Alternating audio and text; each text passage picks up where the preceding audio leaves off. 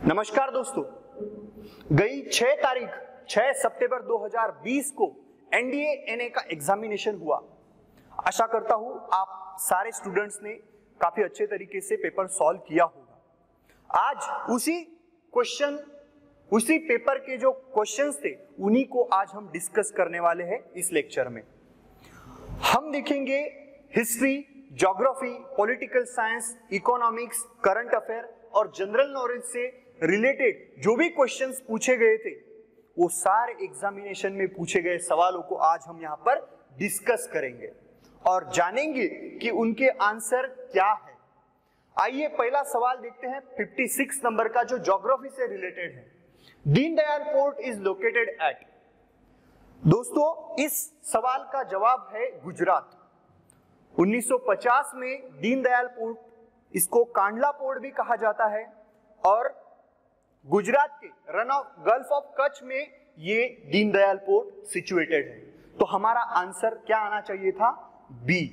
Next question number 57, which one of the following city is associated with biosafety protocol to the convention on biological diversity. अभी ये convention एक organisation थी, biological safety के दृष्टिकोण से एक ऑर्गेनाइजेशन इस्टेब्लिश की गई थी, 2000 में इस्टेब्लिश की गई थी। 103 देशों ने इस ऑर्गेनाइजेशन में पार्टिसिपेट किया था। इस ऑर्गेनाइजेशन का जो ड्राफ्ट है वो 29 जनवरी 2000 में बना था और 16 मई 2000 को ये ऑर्गेनाइजेशन इस्टेब्लिश हुई। कार्टाजेना इस ठिकान पर ये इस ऑर्गेनाइजेशन इस्टेब्लिश हुई 2000 में। तो हमारा आंसर क्या रहेगा? Option number C. अभी question number 58, Krishna Raja Sagara dam reservoir is developed on which river. अभी आप अगर ज्योग्राफी के हिसाब से देखा जाए तो ये जो सारी की सारी रिवर दी गई है ये पूरी साउथ इंडिया की रिवर है, बट इसमें से पर्टिकुलर आंसर क्या रहेगा? तो देखो, ये कृष्ण राजा सागर डैम, ये जो कृष्ण राजा नाम दिया गया है, ये कृष्ण राजा नाम दिया गया है, वाडियार घराने के राजा थे। मैसूर का वाडियार घराना एक रॉयल प्रिंसली स्टेट था। तो वहां के जो राजा है कृष्ण राजा 4th नंबर के, उन्होंने ये डैम बनवाया था कावेरी नदी पर। याद रखना, कावेरी नदी पर। तो ये कावेरी नदी पर का जो डैम था, इस डैम का कंस्ट्रक्शन का पूरा काम किसने किया था? तो वो है विश्वेश्वरैया। आपको मालूम होगा कि भारत के पहले इंजीनियर का मान अगर किसी को जाता है तो है विश्वेश्वरैया। तो उन्होंने ही ये डैम बनवाया था। तो इसीलिए ऑप्शन रहेगा डी। अभी 59 नंबर का question, which one of the following Indian state does not share international border with 2 or more countries, with 2 or more countries, और does not share कहा गया है। तो अगर मैप आपका इंडिया का मैप अगर आपके सामने है तो आपको पट से आंसर क्लिक होगा। देखो, अरुणाचल प्रदेश 7 सिस्टर में से ये पूरे के पूरे स्टेट यहां पर दिए गए हैं। अरुणाचल प्रदेश ये 3 देशों के साथ अपनी बाउंड्री शेयर करता है, भूटान, चाइना और म्यांमार। तो ये तो नहीं हो सकता।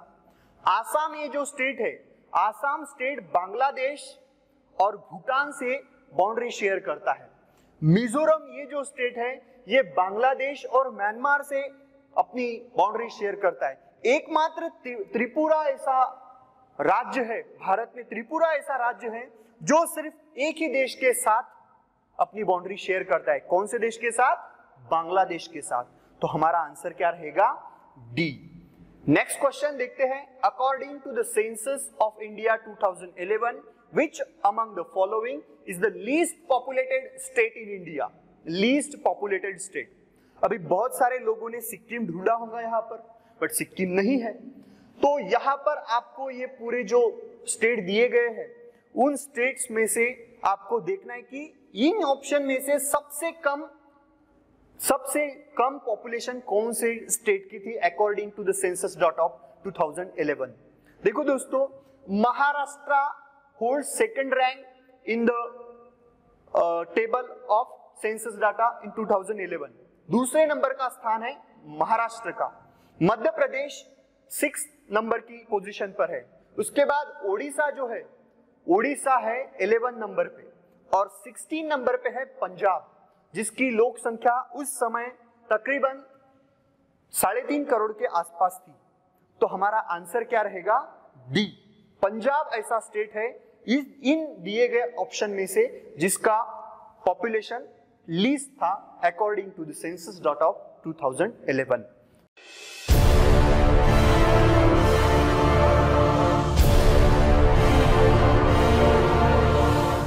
ऑप्शन रहेगा अपना डी। तो दोस्तों, भारत में 4 ग्रुप्स की लैंग्वेजेस बोली जाती थी। एक है साइनो तिबेटियन, एक है मोन खमेर, और तीसरा है आपका द्रविडियन, और चौथा है इंडो यूरोपियन। अभी मोन खमेर ये जो है, ये लैंग्वेज, ये ग्रुप का लैंग्वेज कहां पर बोला जाता है भारत में? तो अंडमान निकोबार आइलैंड है, मेघालय है, मिजोरम जैसे क्षेत्र में, बहुत कम क्षेत्र में ये लैंग्वेज के ग्रुप भाषाएं बोली जाती है। साइनो तिबेटियन ग्रुप जो है, ये भाषा बोली जाती है सिक्किम, अरुणाचल प्रदेश, बिहार का कुछ एरिया, उत्तर प्रदेश का कुछ एरिया, जो हिमालय के पास का एरिया आता है, उस एरिया में ये साइनो तिबेटियन लैंग्वेज ग्रुप की भाषा बोली जाती है। अभी द्रविडियन इस फैमिली की लैंग्वेज कहां पर बोली जाती है? तो साउथ इंडिया में, जैसे आपको तमिल है, मलयालम है, कन्नड़ है, ये जो भाषाएं है, ये सारी भाषाएं द्रविडियन फैमिली ग्रुप से आती है। मेजर जो लैंग्वेज है, ये द्रविडियन फैमिली की जो लैंग्वेजेस है, ये साउथ इंडिया में बोली जाती है। और सबसे आखिरी में और सबसे बड़े एरिया में बोली जाने वाली भाषा, अगर कोई फैमिली ग्रुप होगा भाषाओं का, तो वो है इंडो यूरोपियन। तो भारत में हिंदी, मराठी, उसमें बंगाली, गुजराती, या फिर आपके यूपी में, या फिर जम्मू कश्मीर में, दिल्ली में, ये जो ईस्टर्न और नॉर्दर्न इंडियन पार्ट है, नॉर्दर्न इंडिया का पार्ट है, इस एरिया में इंडो यूरोपियन भाषाओं का ग्रुप, इन भाषाओं का इस्तेमाल किया जाता है। तो इस तरीके से हमारे भारत में 4 ग्रुप्स की, 4 लैंग्वेजेस की फैमिलीज है। तो मैंने आपको नाम बताए हैं, मोन खमेर, साइनो तिबेटियन, द्रविडियन, और चौथी कौन सी है? तो वो है इंडो यूरोपियन। तो ऑप्शन क्या रहेगा अपना? C. Next question number 62, where did Gandhi ji initially forge a teaching of satyagraha, sorry techniques of satyagraha. आपको मालूम होगा गांधी जी का भारत में कार्य कब शुरू होता है? 1915 में, बराबर है। 9 जनवरी 1915 में गांधी जी भारत आए थे। कहां से आए थे? अफ्रीका से आए थे, दक्षिण अफ्रीका से। तो उनका जन्म तो भारत में हुआ था, पोरबंदर में। तो पोरबंदर से उन्होंने अपना एजुकेशन के लिए उनको बाहर जाना पड़ा। उनका वकीली की प्रैक्टिस उन्होंने यहाँ पर शुरू की थी, बट उसमें उनको कोई उतना कुछ उनका काम नहीं जम पाया। तो उन्होंने दक्षिण अफ्रीका में एक काम के लिए वो दक्षिण अफ्रीका में गए थे। दक्षिण अफ्रीका में वो गए थे 1883 में। तो वहां पर जाने के बाद उनके साथ वर्ण के आधार पर भेदभाव हुआ, और उसी बात को मन में लेके उन्होंने तब से लेके 1915 तक वहां पर मूवमेंट शुरू की, एंटी रेसिज्म मूवमेंट। और वहीं पर उन्होंने नाताल कांग्रेस की भी स्थापना की थी। तो इस तरीके से उनका जो काम है इंडिया से पहले कहां पर शुरू होता है? दक्षिण अफ्रीका में। और वहीं से उन्होंने सत्याग्रह की टेक्निक से अपनी बात सरकार के सामने रखने की कोशिश की थी। तो इस तरीके से हमारा ऑप्शन क्या आएगा? Option number B, South Africa. Who was the Viceroy of India at the time of Gandhiji's Dandi March? अगर आपको याद है तो मैंने सिविल डिसोबीडेंट मूवमेंट आपको पढ़ाते समय आपको मैंने ये बताया था कि राउंड टेबल कॉन्फ्रेंस हुई थी, 3 राउंड टेबल कॉन्फ्रेंस हुई थी। तो ये तीनों राउंड टेबल कॉन्फ्रेंस में क्या बातें रखने वाली थी? भारतीय जो भी पॉलिटिकल लीडर्स थे उनको इन लंदन में बुलाया गया था राउंड टेबल कॉन्फ्रेंस के लिए। तो पहली राउंड टेबल कॉन्फ्रेंस में जो है इंडियन नेशनल कांग्रेस के कोई भी लीडर ने पार्टिसिपेट नहीं किया था, क्योंकि इन्होंने सिविल डिसोबीडेंट मूवमेंट शुरू कर दी थी। सरकार के साथ उन्होंने असहकार दर्शाया था, असहकार अपने अपने बिहेवियर से उन्होंने उनको बताया था कि हम अभी आपको सपोर्ट नहीं करेंगे। तो इस तरीके से ये फर्स्ट राउंड टेबल कॉन्फ्रेंस हुई थी जिसमें कांग्रेस के किसी भी लीडर ने पार्टिसिपेट नहीं किया था। बट ये राउंड टेबल कॉन्फ्रेंस बहुत इंपॉर्टेंट थी। तो अगर भारत में सुधारणाएं लानी है तो भारतीयों के लीडर्स के साथ बात तो करनी चाहिए। तो इसीलिए first round table conference collapse हो गई, उसमें कुछ भी रिजल्ट नहीं आया क्योंकि भारत में से कोई किसी भी लीडर्स ने फर्स्ट राउंड टेबल कॉन्फ्रेंस में, इंडियन नेशनल कांग्रेस के कोई भी लीडर ने फर्स्ट राउंड टेबल कॉन्फ्रेंस में पार्टिसिपेट नहीं किया था। तो दूसरी राउंड टेबल कॉन्फ्रेंस के लिए इंडियन नेशनल कांग्रेस के लीडर्स ने पार्टिसिपेट करना चाहिए। इसके लिए इंग्लैंड के जो प्रेसिडेंट थे, इंग्लैंड के जो प्राइम मिनिस्टर थे, उन्होंने लॉर्ड आयरविन को गांधी जी को मनाने के लिए भेजा था कि आप या फिर कांग्रेस के कोई भी लीडर प्लीज आप राउंड टेबल कॉन्फ्रेंस में पार्टिसिपेशन करिए। तो दूसरी राउंड टेबल कॉन्फ्रेंस में पार्टिसिपेशन करने के लिए लॉर्ड आयरविन ही गांधी जी के पास गए थे उनको मनाने के लिए। तो याद रखो, आपको मैंने गांधी आयरविन पैक्ट भी पढ़ाया था, गांधी आयरविन करार, जिसको हमने इस नाम से उसको पढ़े थे। तो इसी के दरमियान 12 मार्च 1931 में दांडी मार्च गांधी जी ने शुरू की थी और उससे पहले ही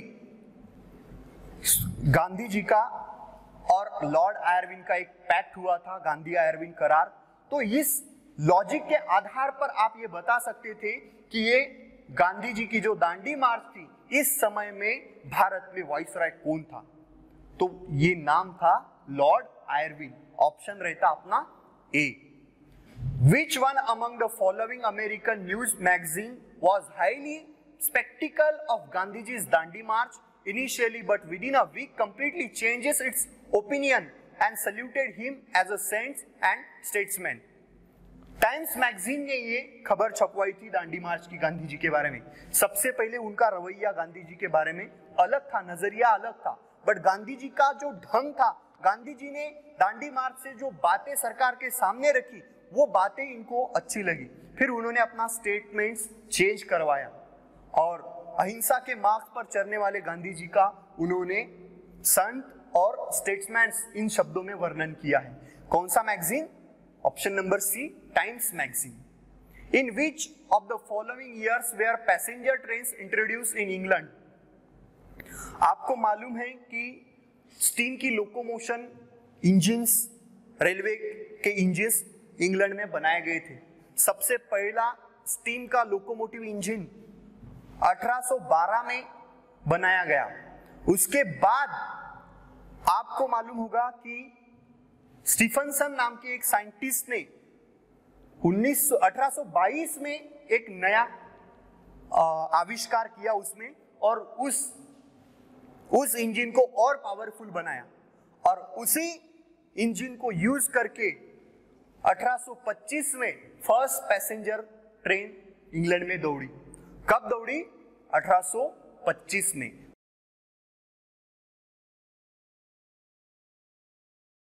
तो ऑप्शन क्या रहेगा? B. Which one of the following is not a reason of decrease in biodiversity? ये अगर सिंपली अगर ये ऑप्शन अगर आपको समझ में आए तो इसका आंसर भी आप इजीली ढूंढ सकते हो। क्या पूछा गया है? Decrease in biodiversity. ये अच्छी बात नहीं है। तो ये जो मेंटेनिंग सेक्रेड ग्रोज, ये जो है ये बायोडाइवर्सिटी को मेंटेन रखने के लिए सही कारगर साबित होता है। तो ऑप्शन क्या रहेगा? यहां पर नॉट बोला गया है, ऑप्शन रहेगा अपना C, maintaining sacred groves. Which one of the following is not a cause of depletion in ground water? यहां पर भी थोड़ा सा लॉजिक यूज करना है। अभी डिफॉरेस्टेशन और फॉरेस्टेशन ये अपोजिट वर्ड है, पर यहां पर डायरेक्ट फॉरेस्टेशन नहीं दिया गया है, अफॉरेस्टेशन दिया गया है। तो आपको ये लॉजिक यूज करना है, ऑप्शन रहेगा ये। इसके वजह से क्या है कि ग्राउंड वाटर में डिप्लेक्शन इसके वजह से नहीं आता, ये कॉज नहीं है, वो इसकी वजह से तो इंक्रीज होता है, बराबर है। तो आपका आंसर क्या रहेगा? ये। 96 नंबर का क्वेश्चन देखते हैं। New Zealand is considered part of which one of the following island groups. अभी ये जनरल नॉलेज का क्वेश्चन है, ये है पॉलिनेशिया, ऑप्शन रहेगा अपना C. Which of the following statements with regard to Pradhan Mantri Krishi Sinchai Yojana, जिसको शॉर्ट फॉर्म में PMKSY is oblique are correct. ठीक है, अभी ये जनरल नॉलेज का क्वेश्चन है, करंट अफेयर का भी क्वेश्चन है। ये योजना 2015-16 में लागू की गई थी। भारत में कृषि सिंचाई की जो कृषि में जो सिंचाई लगती है उसका जो क्षेत्र है बहुत ही कम था, सिंचाई वाला क्षेत्र। बहुत सारी फसल जो है भारत में वो ऊपर से गिरने वाले पानी के आधार पर ही बोई जाती है। बट हर एक खेत के लिए पानी उपलब्ध होना चाहिए, हर एक किसान को क्रॉप लेने के लिए पानी उसके खेती में अवेलेबल होना चाहिए। इसको ध्यान में रखते हुए ये योजना रखी गई थी 2015-16 में ही। तो ये योजना, इस योजना से क्या किया गया था, तो बहुत सारा जो पानी है जो वेस्ट जाता है उसको रीयूज कैसे किया जाता है। बहुत सारी जो भारत की म्युनिसिपल कॉर्पोरेशन थी उनका जो पानी वेस्ट जाता है उसको उसके ऊपर प्रोसेस करके उसको फिर से क्रॉप को देने के लायक बनाया जाए, इस तरीके की भी यहाँ पर ऑब्जेक्टिव्स रखे गए थे। और मैक्सिमम एरिया जो है वो इस सिंचाई योजना के तहत अंडर, मतलब जिसको पानी सप्लाई दे सके ऐसे उसको कन्वर्ट करना था। तो बहुत सारे ऑब्जेक्टिव इस योजना के अंदर रखे गए थे।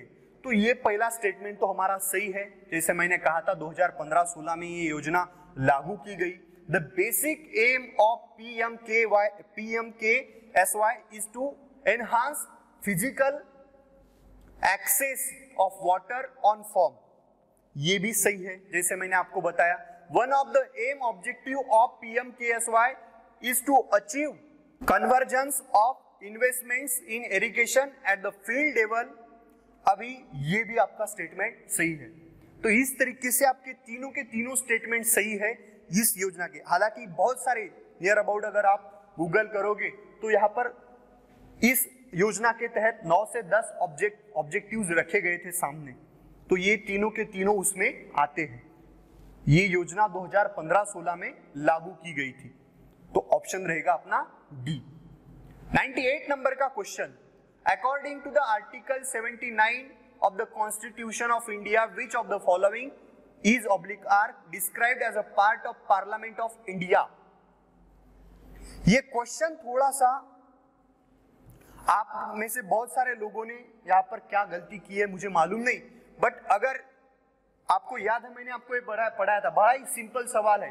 भारत के पार्लियामेंट संसद जो है, इस संसद में कौन कौन कंसिडर किया जाता है, कौन कौन इंक्लूड होता है, ऐसा ये सवाल पूछा गया है। देखो, हाउस ऑफ पीपल मतलब लोक प्रतिनिधि, लोकसभा जिसको हम कहते हैं, काउंसिल ऑफ स्टेट जिसको राज्यसभा कहा गया है, और तीसरा क्या है, द प्रेसिडेंट ऑफ इंडिया मतलब राष्ट्रपति जी। अभी पार्लियामेंट का काम क्या होता है, लॉ बनाना। लॉ बनाने के लिए लोकसभा की भी अनुमति लगती है और राज्यसभा की भी अनुमति लगती है। इस हिसाब से अगर देखा जाए तो पहले दोनों के दोनों संसद के पार्ट है क्योंकि वो लॉ बनाते हैं, बराबर है कि नहीं। अभी राष्ट्रपति जी का क्या यहाँ पर प्रावधान है ये जरा देखते हैं। देखो, हमारे नेशन को रिप्रेजेंट करने वाला सबसे बड़े व्यक्ति कौन होते हैं, तो वो है प्रेसिडेंट। इन्हीं के नाम से पूरे देश का व्यापार व्यवसाय जो भी है सब चलता है। अभी देखो, ये दो हाउस जो है, ये दो हाउस में जो भी कायदा बनता है, कानून बनता है मेजॉरिटी के हिसाब से, वो तब तक कानून नहीं बनता जब तक राष्ट्रपति जी उस विधेयक पर सिग्नेचर नहीं करते। आया ख्याल में, तब तक के वो विधेयक ही रहेगा। ठीक है, उसको लॉ में कन्वर्ट करने के लिए उसके ऊपर राष्ट्रपति जी के हस्ताक्षर वहां पर बहुत आवश्यक होते हैं। तो इस तरीके से अगर सोचा जाए तो ये तीनों के तीनों पार्लियामेंट का ही हिस्सा है, इसीलिए हमारा ऑप्शन क्या रहेगा, डी। फर्स्ट, सेकंड और थर्ड, ये तीनों के तीनों जो है ये पार्लियामेंट के ही पार्ट है, पार्लियामेंट ऑफ इंडिया के ही पार्ट है। 99, the 5-year plan was first launched in, देखो हमने 5 ईयर प्लान पढ़ा था, मैंने ये बताया भी था कि भारत ने ये 5 ईयर प्लान की योजना कहां से भारत में लागू की है। देखो दोस्तों 1917 में सोवियत रशिया में आप जानते होंगे कि बोल्शेविक रिवॉल्यूशन हुआ और वहां पर जोसेफ स्टालिन ने अपनी सरकार बनाई। 1920 में उन्होंने वहां पर फर्स्टली उन्होंने आइडिया रखी 5 ईयर प्लानिंग की। किसने? जोसेफ स्टालिन ने। कहां पर? सोवियत रशिया में। तो सोवियत रशिया को ही यूएसएसआर बोला जाता है। ये अगर आपको मालूम होता तो आपने, अगर मालूम है तो ही आप इसका सही आंसर दे सकते थे। इस हिसाब से अपना ऑप्शन क्या रहेगा? बी। अभी 100 नंबर का क्वेश्चन देखते हैं। द कॉल फॉर गरीबी हटाओ was incorporated in which 5 year plan. अभी गरीबी हटाओ का नारा आप में से बहुत सारे लोगों ने सुना होगा, बट ये इलेक्शन कैंपेन का एक स्लोगन था इंदिरा गांधी जी के। 1971 में जो इलेक्शन हुए उस इलेक्शन में गरीबी हटाओ का नारा जो था ये इलेक्शन कैंपेनिंग का एक नारा था इंदिरा गांधी जी के। तो ये गरीबी हटाओ ये जो स्लोगन था, ये स्लोगन को ही 5 ईयर प्लान में इंक्लूड किया गया। कौन से 5 ईयर प्लान में? तो है 5th नंबर का 5 ईयर प्लान जो आपका चलता है 78 तक। कब से? 74 से लेके 78 तक।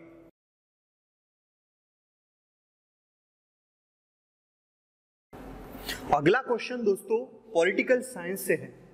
Which one of the following directive principle was inserted by the Constitution in 1976 with the amendment of 42? अभी ये 42 अमेंडमेंट जो है ये बहुत सारे हिस्सों से इंपॉर्टेंट है। स्वर्ण सिंह कमेटी, इस समय भारत की प्रधानमंत्री इंदिरा गांधी जी थी। स्वर्ण सिंह कमेटी के अहवाल के अनुसार 10 मूलभूत कर्तव्य मतलब फंडामेंटल ड्यूटीज कॉन्स्टिट्यूशन में यहां पर इंसर्ट की गई इसी अमेंडमेंट के तहत। और इसी अमेंडमेंट के तहत भारत के प्रीएम्बल में, भारत के कॉन्स्टिट्यूशन के प्रीएम्बल में आपको सेक्युलर, सोशलिस्ट और यहां पर इंटीग्रेट, ये 3 वर्ड जो है ये इंसर्ट किए गए। ठीक है, तो इसके बाद यहां पर आप जब देखते हो तो यहां पर डायरेक्ट आपको सवाल नहीं पूछा गया है। ये सवाल अभी आयोग का बहुत ही इंपॉर्टेंट और बहुत ही प्यारा सवाल बन गया है गए कुछ सालों से ही, क्योंकि बीजेपी के एक नेता संतोष हेगड़े ने कुछ तो भी स्टेटमेंट दिया गया, उन्होंने स्टेटमेंट दिया था कि हम पूरी की पूरी कॉन्स्टिट्यूशन बदल देंगे। तो अगर कॉन्स्टिट्यूशन को पूरी की पूरी तरीके से बदला जाता है क्या? तो नहीं। ये इसी अमेंडमेंट के तहत यहां पर बात कही गई थी कि भारत के कॉन्स्टिट्यूशन में हाँ आप बदलाव ला सकते हो, बट हमारे कॉन्स्टिट्यूशन का जो मूल ढांचा है इसको आप नहीं बदल सकते। ये इसी अमेंडमेंट के तहत सुप्रीम कोर्ट ने क्लियर किया था।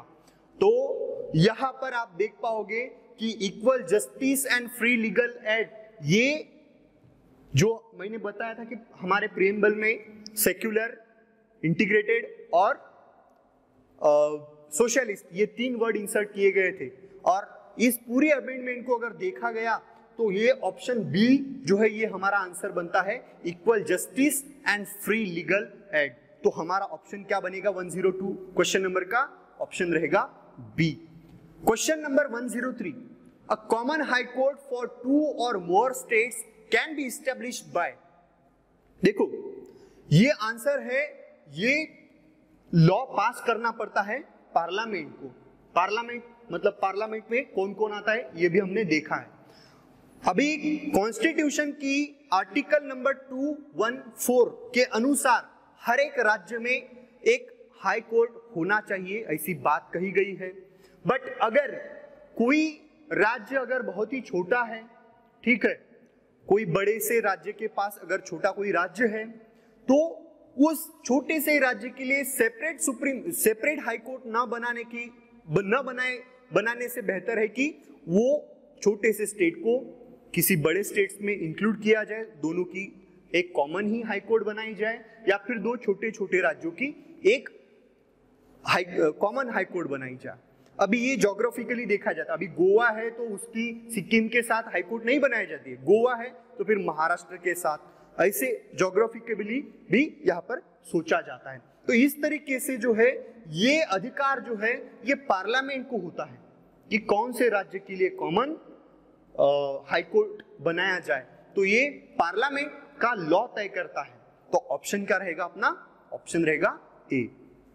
अभी question number 104, in the year of 1928 a committee of Congress leaders drafted a constitution for India, the committee was headed by. अगर आपको याद है मैंने आपको बताया था नेहरू अहवाल के बारे में। हमारे भारत में साइमन कमीशन आया था 1927 में, साइमन गो बैक के नारे लगाए गए। उस प्रतिक्रिया से ब्रिटेन पार्लियामेंट को पता चला कि भारत के लोग अभी बात सुनने को तैयार नहीं है, तो उनका जो रोष है, उनका जो द्वेष है मन में, उनके जो द्वेष है उसको अगर शांत करना है तो कुछ तरकीब निकालनी चाहिए। तो उन्होंने इंडिया का कॉन्स्टिट्यूशन ड्राफ्ट करने के लिए कमिटी बनाई थी और उस कमिटी के चेयरमैन कौन थे? तो वो थे मोतीलाल नेहरू। और इस कमिटी ने जो अहवाल बनाया था नेहरू जी के नाम से, मोतीलाल नेहरू पंडित नेहरू जी के पिताजी थे, तो इन्हीं के नाम से इस कमिटी के अहवाल को नेहरू अहवाल कहा गया है। 1928 में मोतीलाल नेहरू जी उस कमिटी के चेयरपर्सन थे। Which one of the following statements about Jaipal Singh is not correct? Not correct. आप में से कितने सारे लोगों ने जयपाल सिंह जी के बारे में सुना है मुझे मालूम नहीं, बट जयपाल सिंह जी एक ऐसा व्यक्तिमत्व था इंडिया का जो एक ट्राइबल कम्युनिटी से उठकर इस व्यक्ति ने भारत की ICS एग्जामिनेशन को पास किया। इतना ही नहीं, भारत के हॉकी के टीम का इन्होंने नेतृत्व भी किया। तो आइए देखते हैं इनके बारे में स्टेटमेंट्स क्या दिए गए हैं। He was the member of Constituent Assembly। देखो 1903 में झारखंड में इनका जन्म हुआ। झारखंड में जन्म होने के बाद वहीं से उन्होंने मिशनरी स्कूल में अपना प्राइमरी एजुकेशन लिया, ठीक है, वहीं से उन्होंने अपना ग्रेजुएशन भी कंप्लीट किया। उनको आगे की शिक्षा के लिए ऑक्सफोर्ड यूनिवर्सिटी भी भेजा गया और वहां के ऑक्सफोर्ड यूनिवर्सिटी की एक हॉकी की टीम थी, उस हॉकी की टीम में भी इन्होंने पार्टिसिपेट किया था। He was the versatile player in the game of hockey. तो भारत में वो रिटर्न आने के बाद उन्होंने रांची के एक कॉलेज में प्रिंसिपल के तौर पर भी काम किया। बीकानेर के महाराजा के वो फॉरेन सेक्रेटरी भी रहे हैं। उन्होंने ICS की एग्जामिनेशन भी पास की थी, इंडियन सिविल सर्विसेज एग्जामिनेशन भी उन्होंने पास की थी। देखो एक ट्राइबल कम्युनिटी से आगे आकर ये बच्चा इन्होंने क्या क्या काम किया है, एक ट्राइबल कम्युनिटी से आगे आके इन्होंने क्या क्या किया। अभी इतना सारा काम करने के बाद उनको क्या लगा कि जो कम्युनिटी से मैं उठ के आया हूं उस कम्युनिटी की हालत बहुत ही बिगड़ी हुई है, तो उस समाज के लिए कुछ तो करना चाहिए। तो उन्होंने आदिवासी महासभा की स्थापना की और इसी से आगे चल के उनको कॉन्स्टिट्यूएंट असेंबली में भी मेंबरशिप मिल गई थी। तो हमारा ये स्टेटमेंट भी सही है। आदिवासी सभा की भी इन्होंने स्थापना की थी 1938 में शायद, तो ये भी स्टेटमेंट सही है। He was the captain of first Indian national hockey team. देखो इन्होंने भारत के फर्स्ट नेशनल हॉकी टीम जो थी, इस टीम का नेतृत्व किया है। 17 मैचेस भारत ने इनके कैप्टनसी में खेली थी, जिसमें से 16 मैचेस इंडिया जीता था, 16 मैचेस जीता था और 1 मैच ड्रॉ हुआ था। तो ऐसा उनका रिकॉर्ड है। तो यहां पर जो है ये तीनों स्टेटमेंट सही है। अभी आइए देखते हैं। He campaign for a separate state of Chhattisgarh. तो ये स्टेटमेंट थोड़ा सा आपको कंफ्यूजन में डाल सकता है। उनका काम जो है वो पूरा झारखंड में था, जन्म भी झारखंड में ही हुआ, प्रिंसिपल का काम भी उन्होंने झारखंड में ही किया झारखंड की ही ट्राइबल कम्युनिटी के लिए उन्होंने आदिवासी महासभा की स्थापना की थी। बट यहाँ पर छत्तीसगढ़ दिया गया है, ठीक है, छत्तीसगढ़ ये सेपरेट स्टेट के लिए इन्होंने मांग की थी। अगर थोड़ा सा भी लॉजिक यहाँ पर लगाते, आपको मालूम है क्या छत्तीसगढ़ की स्थापना अभी अभी हुई है, अभी अभी हुई है छत्तीसगढ़ की स्थापना। जयपाल सिंह के बारे में, उनके जन्म के बारे में अगर सोचा जाए, या फिर यहाँ पर ये जो स्टेटमेंट दिया गया था वो कॉन्स्टिट्यूएंट असेंबली के मेंबर, मतलब कब की बात है, जब भारत इंडिपेंडेंट हुआ था तब की बात है। तो अगर ये थोड़ा सा लॉजिक अगर आप लगा सकते थे तो ये स्टेटमेंट आपको वही के वही पता चल जाता कि ये स्टेटमेंट गलत है, छत्तीसगढ़ की स्थापना अभी अभी हुई है, तो ये हमारा स्टेटमेंट गलत है। तो ऑप्शन क्या रहेगा? डी। 105 का आंसर क्या रहेगा? D. What is the Tikki Mausi in the context of malnutrition? Tikki Mausi, I think ये एक ओडिशा लैंग्वेज का एक वर्ड है। टिक्की मौसी का अर्थ होता है एक ऐसा व्यक्ति जो कुछ अच्छी बात लाने वाला है, शुभ शकुन लाने वाला है। उसको अगर इंग्लिश में कन्वर्ट किया जाए तो उसका अर्थ होता है मैस्कॉट, जो अच्छी बात बताने वाला है, अच्छी खबर लाने वाला है, या फिर जिसको शुभ शकुन कहा जा सके उसको मास्कॉट कहा जाता है। यूनिसेफ द्वारा ये योजना लागू की गई थी उड़ीसा में, ठीक है। तो ये बच्चे और माताएं, इनकी हेल्थ जो थी, इनके माल न्यूट्रिशन के बारे में एक करार था उड़ीसा गवर्नमेंट का, और ये योजना टिक्की मौसी योजना जो है ये उड़ीसा में लागू की गई थी यूनिसेफ द्वारा। तो हमारा आंसर क्या रहेगा? टिक्की मौसी क्या है? एक मॉस्कॉट है।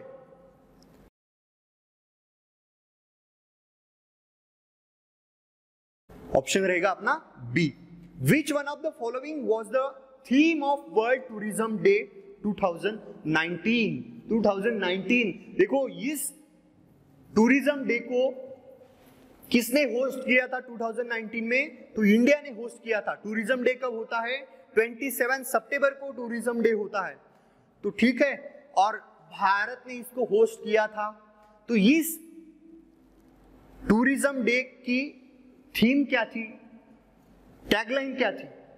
1980 में यूनो ने टूरिज्म डे की स्थापना की, टूरिज्म डे सेलिब्रेट करने की ठानी। उस 1980 से ही 27 सितंबर को हर साल हर एक अलग देश उस प्रोग्राम को होस्ट करता है और हर साल एक नया स्लोगन रहता है। 2019 में भारत ने वर्ल्ड टूरिज्म डे को होस्ट किया था और उस समय भारत का जो स्लोगन था वो था tourism and jobs, a better future for all. तो इस तरीके से हमारा ऑप्शन रहेगा डी। अभी question number 108, which one of the following countries has hosted the army exercise TSENTR 2019? ये रशिया ने होस्ट किया था। अभी ये मिलिट्री एक्सरसाइज जो है, आर्मी एक्सरसाइज जो है, इसमें Turkmenistan, Kyrgyzstan, Kazakhstan, Uzbekistan, Pakistan, China, Bharat, Russia, इन सारे देशों ने पार्टिसिपेट किया था और इस एक्सरसाइज का होस्ट किसने किया था? रशिया ने किया था। तो इस तरीके से अपना आंसर क्या रहेगा? रशिया। अभी विच one of the following country is called the country of wine? ये जनरल नॉलेज का क्वेश्चन है, इसका आंसर है डेनमार्क। ऑप्शन रहेगा सी। अभी नेक्स्ट क्वेश्चन देखते हैं, 110 नंबर का question. Which one of the following is the oldest scientific department of government of India? अभी ये सारे के सारे डिपार्टमेंट आपको जानना है कि इनकी स्थापना कब हुई थी। तो डिपार्टमेंट ऑफ बायोटेक्नोलॉजी, इसकी स्थापना 1986 में हुई, ठीक है। इंडिया मेट्रोलॉजिकल डिपार्टमेंट, इसकी स्थापना हुई दोस्तों, इसकी स्थापना 1875 में हुई, मतलब 1875 में हुई। और डीआरडीओ की स्थापना आफ्टर इंडिपेंडेंस, मतलब 1958 की स्थापना है इसकी, 1958 की। तो सर्वे ऑफ इंडिया ये जो है, इसकी स्थापना हुई थी 1767 में, 1767 में। तो आपको इस तरीके से आपका ऑप्शन बनेगा बी। देखो, जब ब्रिटिश यहां पर आए भारत में ब्रिटिश आने के बाद इन्होंने सबसे पहला अगर पॉलिटिकल एरिया कॉन्कर करने के बाद अगर कोई चीज की है तो वो है सर्वे। सर्वे भारत में कौन सी जगह पर क्या चीजें हैं, ठीक है, कौन सी जगह पर क्या चीजें हैं, व्यापार के हिसाब से कौन सी चीजें, कौन सी जगह और कौन सी लोकेशन उनको सुटेबल रहेगी, इन सारी चीजों के लिए उन्होंने भारत का सर्वे किया। 1767 में इस डिपार्टमेंट की स्थापना हुई। इसके लिए हमारा ऑप्शन क्या रहेगा? बी। अभी नेक्स्ट क्वेश्चन देखते हैं 111। Naseem Al Bahr is a bilateral naval exercise between India and Oman. India और ओमान के बीच में ये नावल एक्सरसाइज हुई थी।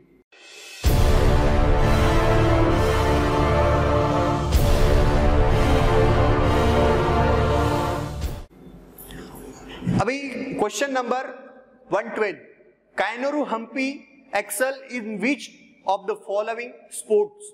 अभी ये जो नाम है, एक लेडी का नाम है, आंध्र प्रदेश की एक लेडी है। ये जो है लेडी, ये वर्ल्ड रैपिड प्लेयर है चेस की, ठीक है, वर्ल्ड रैपिड प्लेयर चेस, इस गेम से इनका नाम जुड़ता है। एट द एज ऑफ 15 उम्र की साल में ही उन्होंने ग्रैंड मास्टर का खिताब हासिल किया था, ठीक है। तो ये जो नाम है, ये कायनेरू हम्पी, ये नाम जो है ये एक चेस प्लेयर का है। याद रखना ये वुमन है और कौन से गेम से रिलेटेड है? तो चेस इस गेम से related. Next question, which one of the following was the official mascot of Khelo India youth games 2020।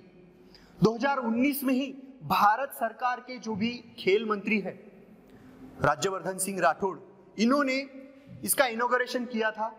और उनका आपने देखा होगा तो पुणे में उनका फोटो भी है। 2019 में उन्होंने 2 मैस्कॉट के साथ फोटो निकाला है। वो 2 थे जय और विजय, ठीक है, जय और विजय। यहां पर विजय ने टाइगर का मैस्कॉट बनाया था और जय ने ब्लैक बक का मैस्कॉट बनाया था। तो इसी के आधार पर एक क्वेश्चन पूछा गया है। तो उनमें कौन सा मैस्कॉट था? तो वो थे विजय। यहां पर जय का नाम नहीं दिया गया है, विजय का दिया गया है। तो ऑप्शन रहेगा अपना ए। अभी 114 नंबर का क्वेश्चन है। In January 2020 a passenger aircraft crash in Iran soon after taking off from Tehran Imam Khomeini airport, killing about 170 people on board.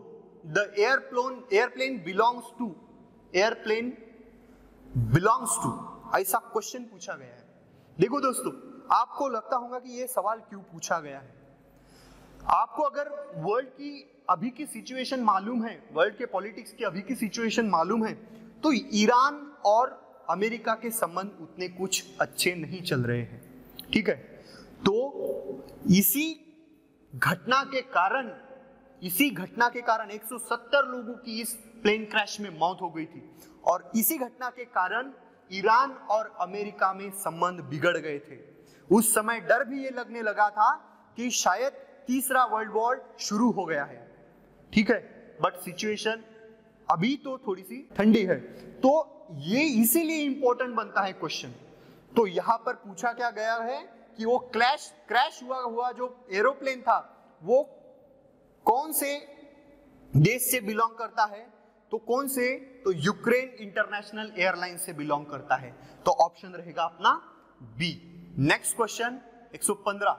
Milan a multilateral naval exercise 2020 was hosted by which one of the following cities.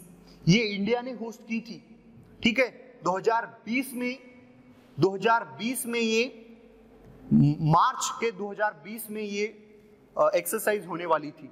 कहां पर? विशाखापट्टनम में। 30 country इस novel exercise में participate करने वाली थी। But कोविड-19 की situation की वजह से ये एक्सरसाइज पोस्टपोन की गई। बट ये होस्ट किसने की थी? इंडिया ने की थी। 30 देश इस एक्सरसाइज में पार्टिसिपेट करने वाले थे और विशाखापट्टनम में ये एक्सरसाइज होने वाली थी। इस तरीके से हमारा आंसर क्या बनेगा? ऑप्शन सी।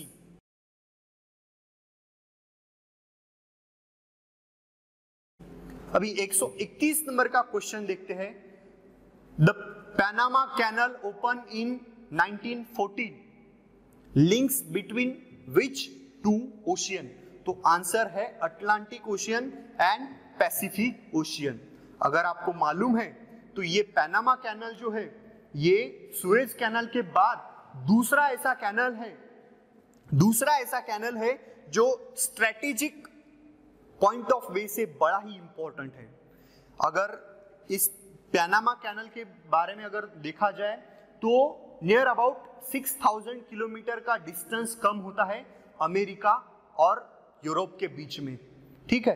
तो ये जो है स्ट्रेटेजिक और इकोनॉमिकल दृष्टिकोण से भी ये पैनामा कैनाल बहुत ही इंपॉर्टेंट है, ठीक है। तो ऑप्शन रहेगा अपना B. Question number 132, the United Nation charter was signed by 51 original members of United Nations in 1945 at which place or which conference? ठीक है, आपको मालूम है 24 अक्टूबर 1945 में यूनाइटेड नेशन की स्थापना हुई थी, ठीक है। सेकेंड वर्ल्ड वॉर के बाद में ही यूनाइटेड नेशन की स्थापना की गई थी। पूरे वर्ल्ड में शांति बनाए रखने के लिए इस ऑर्गेनाइजेशन की स्थापना की गई थी, ठीक है। तो शुरुआत में यहाँ पर 51 मेंबर्स ने पार्टिसिपेट किया था। ये जो कॉन्फ्रेंस है ये सैन फ्रांसिस्को इस शहर में हुई थी करके इसको सैन फ्रांसिस्को कॉन्फ्रेंस कहा गया है। आज यूनाइटेड नेशन में 200 से भी अधिक ज्यादा देश शामिल है। तो उस समय में कितने थे? सिर्फ 51। तो ये कॉन्फ्रेंस कहां पर हुई थी? ये कॉन्फ्रेंस हुई थी सैन फ्रांसिस्को में। 24 अक्टूबर 1945 में यूएनओ की स्थापना हुई थी। Land revenue records maintain in India have categorised land use into, ये 9 कैटेगरीज में डिवाइड किए गए हैं। डिजिटल इंडिया के प्रोजेक्ट के तहत पूरे के पूरे लैंड रेवेन्यू रिकॉर्ड जो है, लैंड रेवेन्यू मेंटेनिंग रिकॉर्ड जो है ये पूरे डिजिटलाइज किए गए हैं। तो ये जो है 9 कैटेगरीज में इनको डिवाइड किया गया है। ऑप्शन रहेगा अपना बी। अभी question number 134, dry land farming in India is largely confined to area with rainfall less than, इसका आंसर है डी, लेस देन 75 सेंटीमीटर। तो ऑप्शन रहेगा अपना D. Question number 135, for an area to be excluded from the drought prone category what percentage of its gross crop area should be under irrigation? 30% और मोर, ये रहेगा उसका answer, ठीक है। ये ज्योग्राफी के क्वेश्चन है। 136 नंबर का question, which one of the following is not a current of Pacific ocean? अभी उगुथास ये करंट जो है ये आपके पैसिफिक ओशियन का करंट नहीं है, तो ये एक्सक्लूड होगा अगुस्ता या फिर अगुतास करंट जिसको कहा गया है। ऑप्शन रहेगा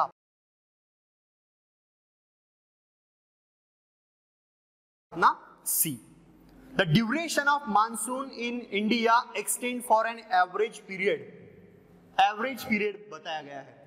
भारत में मानसून जून महीने में आता है, बट जून के पर्टिकुलर कौन से डेट में वो भी डिक्लेयर नहीं होता। एवरेज अगर देखा जाए तो भारत में मानसून की शुरुआत 8 जून से शुरू होती है, कब तक? वो होती है 11 अक्टूबर तक। अगर पूरे डेज काउंट किए तो नियर अबाउट 110 से 120 के बीच में आते हैं। तो एवरेज के तौर पर अगर देखा जाए, ठीक है, एवरेज के तौर पर वो कभी कभी कम भी होते हैं और कभी कभी ज्यादा भी बढ़ते हैं। तो वो एक रेंज पूछी गई है, ठीक है, वो एक रेंज पूछी गई। आप बोलोगे सर अभी 110 और 120 तो इसके भी बीच में आते हैं, इसके भी बीच में आते हैं, इसके भी बीच में आते हैं, बराबर है, बट मैक्स टू मैक्स और मिनिमम टू मिनिमम वो कौन सा है? तो ये ऐसा सवाल पूछा गया है जिसका आंसर रहेगा ऑप्शन ए। कभी कभी 80 डेज का भी रहता है और कभी कभी 140 डेज का भी रहता है। तो इस तरीके से हमारा ऑप्शन रहेगा A. Which one of the following is the natural vegetation of south east China? अगर चाइना की ज्योग्राफिकल लोकेशन अगर आपको पता है तो आप इसका आंसर इजीली ढूंढ सकते हो। अभी ऑप्शन दिए गए हैं सब tropical broadleaf evergreen forest, tropical broadleaf evergreen forest, tropical deciduous forest, temperate evergreen forest. अभी हमने पृथ्वी के अलग अलग एरियाज पढ़े हैं, ट्रॉपिकल एरिया, सब ट्रॉपिकल एरिया, ठीक है, और ये सब हमने पढ़े हैं। तो अगर चाइना की लोकेशन आपको मालूम है, देखो ट्रॉपिक ऑफ कैंसर भारत से होके गुजरता है, ठीक है, भारत से होके गुजरता है। अभी चाइना की ज्योग्राफिकल लोकेशन भारत से ऊपर है, ठीक है, तो ये ट्रॉपिक वाले जो दोनों के दोनों ऑप्शन है, ये दोनों के दोनों ऑप्शन यहां से हट जाएंगे। अभी टेम्परेट एवरग्रीन फॉरेस्ट, ये तो बिल्कुल नहीं आ सकता, ठीक है। टेम्परेट मतलब कौन सा वाला, जो अपना जहां पर ज्यादा से ज्यादा टेम्परेचर रहता है पूरे साल भर, ठीक है, पूरे साल भर जहां पर ज्यादा से ज्यादा टेम्परेचर होता है, 0 डिग्री लैटिट्यूड पर सबसे ज्यादा टेम्परेचर होता है, तो ये भी नहीं रह सकता क्योंकि चाइना की लोकेशन ट्रॉपिकल एरिया से भी ऊपर है। तो एक ही ऑप्शन बचता है, वो है सब ट्रॉपिकल ब्रॉडलीफ एवरग्रीन फॉरेस्ट। तो ये अपना तो ऑप्शन था, ऑप्शन रहेगा ए। अभी नेक्स्ट क्वेश्चन देखते हैं 139, विच one of the following is the cold local wine. अभी मिस्ट्रल, ये जो है, ये आल्प्स वगैरह जो पहाड़ियां है, उन पहाड़ियों में ये वाइन, कोल्ड वाइन आती है, कोल्ड लोकल वाइन आती है, तो ऑप्शन रहेगा अपना C. 140, what was the consequence of the permanent settlement on rural society in Bengal. अभी परमानेंट सेटलमेंट हमने पढ़ी थी, यहां पर परमानेंट सेटलमेंट में जमींदार अलग रहता था, लैंड ओनर अलग रहता था, और एक्चुअली जमीन में काम करने वाला वो अलग रहता था। यहां पर एक टर्म आई है जोतदार्स। जोतदार्स मतलब कौन है, जो एक्चुअली जमीन में काम कर रहे हैं, ठीक है। तो अगर चारों के चारों स्टेटमेंट देखे जाए तो ऑप्शन अपना बी है, a group of rich peasants known as jotedar succeeded in consolidating their position in the villages. अभी जमींदार तो जमीन से अलग रहते थे, दूर रहते थे, और ये जो है, ये है group of rich peasants. Rich peasants ही है बट रिच है, जिनको क्या कहा गया है, जोतेदार्स। तो ये अगर सारे के सारे स्टेटमेंट आपने देखे तो आप देख पाओगे कि बंगाल में जो परमानेंट सेटलमेंट एक्ट लगाया गया था, ये जो स्कीम लगाई गई थी, इसके तहत आपको पता चलेगा कि ये ऑप्शन अपना बी है। अभी 141 नंबर का क्वेश्चन देखते हैं, व्हाट वाज दामिन ए कुआं इन राजमहल एरिया। राजमहल एरिया, अभी ये राजमहल एरिया जो है, ये पहाड़ी वाला एरिया है, बहुत पहाड़ियां है उस एरिया में। अभी मुगलों के टाइम पीरियड से कुछ ट्राइबल कम्युनिटीज उस एरिया में रहती थी, ठीक है। वो ट्राइबल कम्युनिटीज से कन्वर्सेशन या फिर उनके ऊपर उनका टैक्स कलेक्शन करना या फिर जो भी चीजें थी उनके कॉन्टेक्ट से रिलेटेड, उन्हें बहुत ही डिफिकल्टीज जाती थी, ठीक है। और वो ट्राइबल कम्युनिटी ऐसी थी कि वो अपना जो लोकेशन था उनका पहाड़ियों वाला, वो छोड़ के सिविलाइज एरिया में रहना पसंद नहीं करते थे, ठीक है। तो इस पर्टिकुलर एरिया के लोगों को, उस एरिया को ही दामिन ए कोह नाम दिया गया है। अभी it's a large area of land demarcated and declared to be the land of Santhals. Santhals एक ट्राइबल कम्युनिटी, और ये जो एरिया था इसको डिक्लेयर किया गया। अभी ये जो मुगलों ने जो प्रॉब्लम फेस की थी, वही प्रॉब्लम ब्रिटिशों ने भी फेस की थी, ठीक है। तो ये एरिया को डिक्लेयर किया गया था, declare to be the land of Santhals, इस नाम से इसको डिक्लेयर किया गया था। संथाल्स के पहले उसको पहाड़ियाज कहा गया था। पहाड़ियाज मतलब पहाड़ के एरिया में रहने वाले लोग। तो इस तरीके से अभी ये दोनों के दोनों कंफ्यूज करने वाले स्टेटमेंट थे, मगर अगर आपने कहीं तो भी पढ़ा होगा इसके बारे में, तो आप इसका एग्जैक्ट आंसर ढूंढ पा सकते थे। ऑप्शन रहेगा अपना ए। नेक्स्ट क्वेश्चन देखते हैं, which one of the following statement about the revolt of 1857 is correct? पूछा गया है। It was the revolt carefully organized and planned by Rajas, Nawabs and तालुकादार्स। अभी ये अगर केयरफुली ऑर्गेनाइज होता तो सक्सेसफुल हो जाता। ये पूरी की पूरी फेल एक योजना थी, तो ये तो हमारा ऑप्शन नहीं हो सकता। Rumours and prophecies did not play any role in its outbreak and spread. ये भी स्टेटमेंट गलत है, ठीक है, ये भी स्टेटमेंट गलत है। अभी ये भी एक स्टेटमेंट जो है गलत, उसको भी देख लेते हैं। The British succeeded in quickly and easily control the rebels. देखो भारत में डायरेक्ट गवर्नमेंट चेंज हो गया है 1857 के रिवॉल्ट की वजह से। ब्रिटिश कंपनी का रूल खत्म हो गया यहाँ पर, और पार्लियामेंट मतलब ब्रिटिश क्राउन का राज यहाँ पर शुरू हो गया। तो ये इजीली एकदम लाइटली लेने वाली घटना नहीं थी, ठीक है, पूरी सरकार हिला दी थी। और आप इसका इंपैक्ट आप देख सकते हो कि नियर अबाउट पूरा एक साल लगा पूरे के पूरे रिवॉल्ट को कंट्रोल करने के लिए, लोगों के गुस्से को काबू में करने के लिए पूरा एक साल लगा। तो ये जो है ये क्विकली एंड इजीली कंट्रोल नहीं हुआ ये रिबेल जो था, तो ये भी स्टेटमेंट हमारा नहीं हो सकता। तो अभी ऑप्शन जो है हमारा सी, ये सही क्यों है ये भी जरा देखते हैं।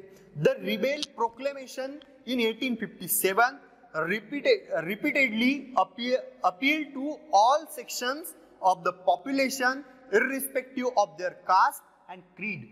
ये स्टेटमेंट सही है। देखो भारत में ये जो रिवॉल्ट हुआ था, ये रिवॉल्ट एक पर्टिकुलर गवर्नमेंट के खिलाफ था।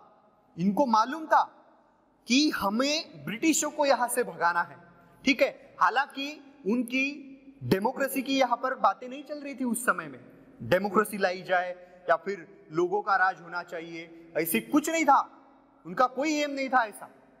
अगर ये रिवॉल्ट अगर सक्सेस हो जाता तो यहाँ पर फिर से राजेशाही आती। कोई पेशवा राज करते थे, कोई प्रिंसली स्टेट यहाँ पर राज करते थे, मुगल राज करते थे, ऐसे ही छोटे छोटे राज्य यहाँ पर उन सबके बनते। ये जो लोकशाही आज हम देख पा रहे हैं वो नहीं होता। तो यहां पर एक बात याद रखनी है कि सारे के सारे भारत पर राज करने वाले पर्टिकुलर एक कम्युनिटी के लोग हैं ब्रिटिश, और किन पर राज कर रहे हैं इनकी पर्टिकुलर एक कम्युनिटी नहीं है, बट एक ज्योग्राफिकल आइडेंटिटी है, ठीक है। इंडियंस जो एक भारत की भूमि पर रह रहे हैं, उस समय कोई एक अलग स्टेट में रहता था, कोई एक अलग स्टेट में रहता था, किसी की जात अलग थी, किसी का धर्म अलग था, बट एक ज्योग्राफिकल इंटीग्रिटी के आधार पर सारे के सारे लोग कलेक्ट हो गए, और जो राज कर रहे थे यहाँ पर ब्रिटिश पर्टिकुलर कम्युनिटी ब्रिटिश, इनके खिलाफ इन्होंने आवाज उठाई और इनके खिलाफ इन्होंने रिबेल किया। तो यहाँ पर ना किसी की कास्ट देखी गई, ना किसी का क्रीड देखा गया, और सारे के सारे लोगों ने एकजुट होके ब्रिटिशों के खिलाफ आवाज उठाई।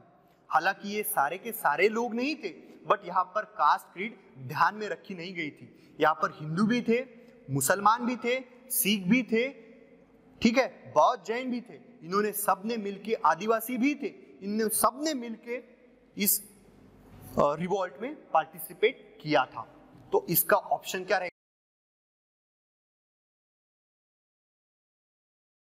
अपना सी। अभी question number 143, which one among the following was not a Panchsheel principal?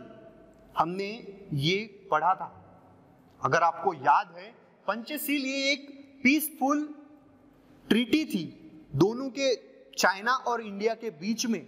जब भारत के प्रधानमंत्री नेहरू जी थे, इनके कार्यकाल में चाइना से एक पंचशील करार हुआ था, और इस करार के तहत यह कहा गया था कि दोनों देशों के बीच में आपसी संबंध जो थे वो एक दोस्ती के, फ्रेंडशिप के संबंध होने चाहिए थे। तो इस 5 करारों में से न्यूक्लियर डिटरेंस ये जो था ये नहीं था। अगर आप एक छोटा सा भी लॉजिक लगाते तो भी आपको यहां पर बात पता चल सकती थी।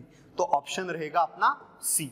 अभी 144, who among the following had organised in 1904 a secret society secret society of revolutionaries name Abhinav Bharat. Abhinav Bharat Maharashtra के नासिक में ये स्थापन हुई थी। इससे पहले मित्रमेला नाम की एक संगठन स्थापन की थी। सेम जिन्होंने फाउंड किए थे वो एक ही व्यक्ति थे। अभिनव भारत के भी फाउंडर वही थे और मित्रमेला के भी। कौन, क्या नाम था? तो वो है वीडी सावरकर। वीडी सावरकर, इन्होंने अभिनव भारत की स्थापना की थी। अभिनव भारत की स्थापना की थी विनायक दामोदर सावरकर। ऑप्शन रहेगा अपना D. 145, the principal that the farming of the new constitution for independent India should be primarily through not solve the responsibility of Indians themselves was for the first time announced in the. देखो यहां पर confuse करने वाले option है। बहुत सारे लोगों ने 1935 लिख के आए होंगे आप, बराबर है, क्योंकि यहां पर इस चीज को आपने किसी ने ध्यान में नहीं दिया होगा। Through not solve, sorry solely. तो इस चीज को अगर आप ध्यान में रखते तो आपका आंसर आप एक्यूरेट ढूंढ पाते। देखो ये जो 1935 का एक्ट हुआ था, इसमें बहुत सारे आर्टिकल्स दिए गए थे। हमारे कॉन्स्टिट्यूशन में आज भी बहुत सारे आर्टिकल्स ऐसे हैं, 200 से भी ज्यादा आर्टिकल्स ऐसे जो डायरेक्टली यहां से उठाए गए हैं गवर्नमेंट ऑफ इंडिया एक्ट 1935 से। बट इसमें जो आर्टिकल्स दिए गए थे उस समय उनका इंप्लीमेंटेशन नहीं हुआ था 1935 के समय में। तो इसके तहत हमारे इंडिया में कॉन्स्टिट्यूशन लाने की बात रखी तो गई थी, बट वो सक्सेसफुली यहां पर इंप्लीमेंट नहीं की गई थी। और सक्सेसफुली इंप्लीमेंटेशन की बातें कब होने लगी? तो वो है अगस्त ऑफर के तहत। वाइसरॉय लिनलिथगो, इन्होंने अगस्त ऑफर रखी थी। अगस्त ऑफर किस लिए रखी गई थी? तो उस समय 1942 में वर्ल्ड वॉर 2 चल रहा था। इंग्लैंड की सिचुएशन बहुत वीक थी और इंग्लैंड चाहता था कि भारत के सैनिकों की हमें सेकेंड वर्ल्ड वॉर में मदद मिले, बट भारत ने मना कर दिया। भारत के कांग्रेस लीडर्स ने मना कर दिया पार्टिसिपेशन से। जब तक के हमें पूर्ण स्वराज नहीं मिलता, पूर्ण स्वतंत्रता नहीं मिलती, तब तक के हम इसमें पार्टिसिपेट नहीं करेंगे। तो इस अगस्त ऑफर के तहत भारत में कॉन्स्टिट्यूशन की बात रखी गई और भारतीय सैनिकों ने सेकेंड वर्ल्ड वॉर में पार्टिसिपेट किया। तो ये अगस्त ऑफर थी। आंसर क्या रहेगा अपना? B. Which one of the following is the major environmental issue in Eastern Canada? Canada अगर आपको मालूम है ये नॉर्थ अमेरिका के ऊपर एक बहुत बड़ा ज्योग्राफिकल एरिया है कनाडा। ये कनाडा में बहुत सारे फॉरेस्ट है। अभी इस कनाडा की जो पॉपुलेशन है वो मैक्सिमम अर्बन पॉपुलेशन है, अर्बन एरिया में रहने वाली पॉपुलेशन है। और इन शहरों में, कनाडा के शहर में बहुत सारा पॉल्यूशन होता है और ये पॉल्यूशन के वजह से ही वहां पर एसिड वाला रेनफॉल होता है। तो ये इनकी एक एनवायरमेंटल सबसे बड़ी इशू है। एयर पोल्यूशन के कारण एसिड प्रिसिपिटेशन होता है और एसिडिक रेनफॉल होता है वहां पर। तो ऑप्शन क्या रहेगा? कनाडा में कौन सा मेजर एनवायरमेंटल इशू है? Acidic precipitation. ऑप्शन रहेगा अपना question number 147। Which one of the following mountains lies in between Caspian Sea and Black Sea? इसका आंसर है काउकासू। बड़ा ही अजीबोगरीब नाम है, बट ऑप्शन क्या रहेगा अपना? A, option A. अभी next question 148। Baglihar, Dulhasti and Salal hydro power project have been developed on which of the following rivers? अभी चिनाब का नाम 3 ऑप्शन में दिख रहा है, मतलब चिनाब ही कोई तो भी एक नदी है या फिर रावी है। पर्टिकुलरली जब तक आपको मालूम नहीं तब तक आंसर नहीं ढूंढ पाते। देखो बगलिहार ये प्रोजेक्ट कंप्लीट हुआ 2008 में, दलहस्ती 2007 में और Salal hydro power plant project complete हुआ 1987 में। ये तीनों के तीनों पावर प्रोजेक्ट जो है ये पूरे के पूरे हाइड्रो पावर प्रोजेक्ट अकेली चिनाब नदी पर ही है। तो इस तरीके से अपना ऑप्शन क्या बनेगा? आंसर रहेगा डी। 149 नंबर का question, which of the following statements with regard to biosphere reserve is oblique are correct? अभी the idea of biosphere reserve was initiated by UNESCO in 1947 इस ईयर में ये प्रोग्राम इनिशिएटेड किया गया था, ऐसा पहली स्टेटमेंट कहता है। अभी there are 18 designated biosphere reserves in India, अगर आपको मालूम है तो ये आंकड़ा सही है। 18 रिजर्व यहाँ पर बायोस्फीयर प्रोजेक्ट है भारत में। और तीसरा स्टेटमेंट है all biosphere reserves in India have been included in world network of biosphere reserve out of UNESCO. अभी यहां पर पूछा क्या गया है, तो कौन सी स्टेटमेंट सही है? दोस्तों, यूनेस्को ने बायोस्फीयर रिजर्व इस प्रोग्राम का इनिशिएशन तो किया है, बट साल अगर आपको एक्यूरेट मालूम है तो ये साल गलत है। 1971 में यूनेस्को ने बायोस्फीयर रिजर्व प्रोग्राम इनिशिएट किया था।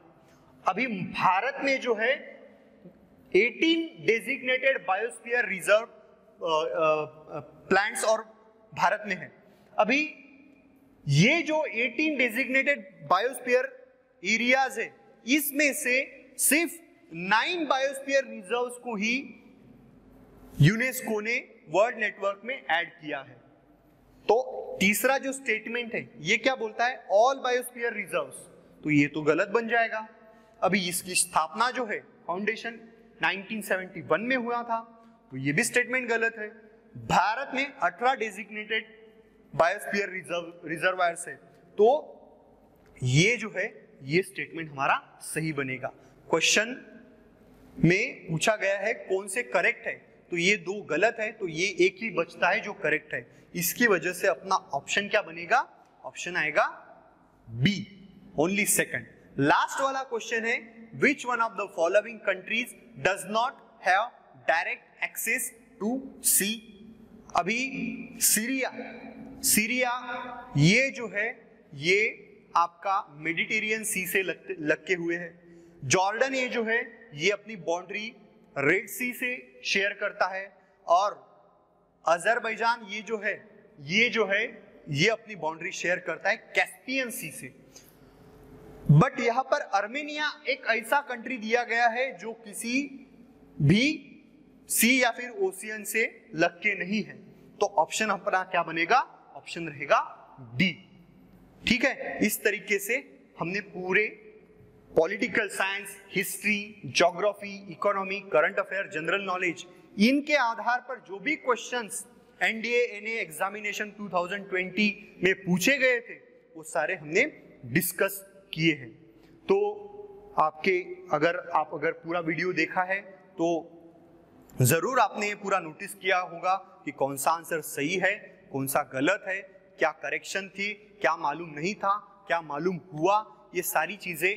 ठीक है, आज के एग्जामिनेशन में अगर आपने सारी की सारी चीजें या फिर बहुत सारी चीजें सही लिखी है तो बेहतर ही है। अगर किसी स्टूडेंट के बहुत सारे क्वेश्चन अगर गलत भी गए हैं तो भी प्रॉब्लम कोई नहीं है।